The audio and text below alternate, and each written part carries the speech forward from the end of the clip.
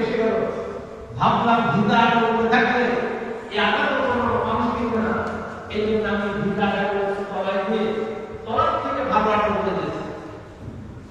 আল্লাহ বললেন যে তুমি কেন চেষ্টা করবে, তুমি কেন ভিতা করে রেখে বিক্রি করবে না, কেন তুমি